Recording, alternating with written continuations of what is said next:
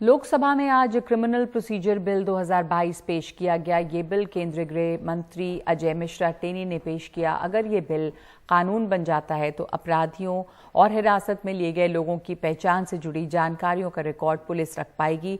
विपक्ष ने इस बिल का सख्त विरोध किया है। बंदी अधिनियम में केवल फिंगरप्रिंट और फुटप्रिंट लेने का ही को अधिनियमित किया गया था। लोकसभा में विपक्ष उस विधेयक पर हंगामा कर रहा है जिसके जरिए सरकार 120 साल पुराना एक आपराधिक कानून बदलने की तैयारी में है। उसे अंदेशा है कि दंड प्रक्रिया पहचान विधेयक अगर कानून बन गया तो लोगों की निजता दांव पर लग जाएगी।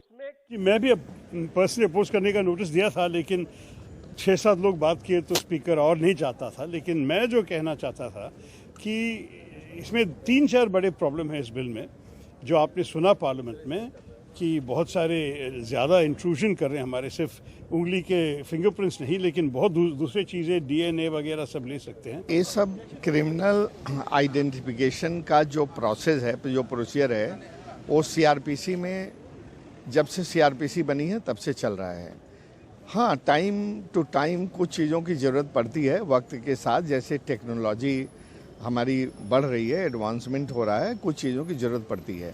लेकिन उसमें उनका रेटिना का वो लेना, बायोमेट्रिक लेना, ये सब this interferes with the individual dignity. ये जो बोला गया कोई अरेस्ट होने से उसको बायोलॉजिकल सैंपल्स या ब्रेन मैपिंग का रिपोर्ट पुलिस के पास रहेगा और वो बहुत दिन तक प्रिजर्व होगा, ये खराब है, अधिकार के खिलाफ है, इसलिए हम विरोध किया था।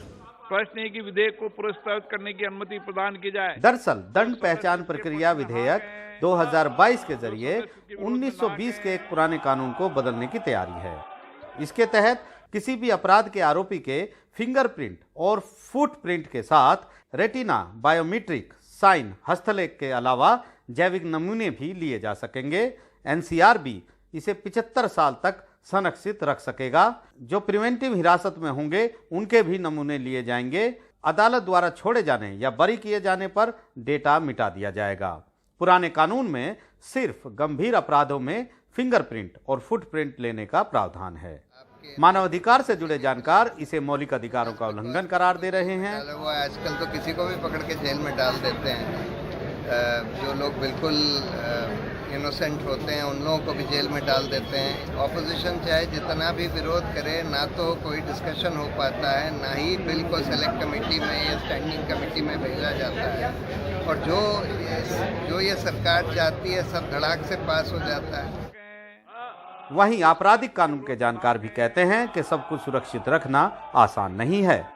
जो नया कानून अभी पेश किया गया है सीआरपीसी अमेंडमेंट में, जिसमें बायोमेट्रिक का डेटा लिया जा सकता है, उसको ज़रा संविधान के नज़रिए से देखना पड़ेगा, क्योंकि हमें ये देखना पड़ेगा कि संविधान के तहत में ये कानूनी सही है कि नहीं।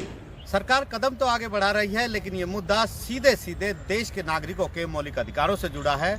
और जब बात मौलिक अधिकारों की होगी तो फिर देश की सबसे बड़ी अदालत सुप्रीम कोर्ट भी सामने होगा और केंद्र सरकार को उसके कटघरे में खड़ा भी होना होगा।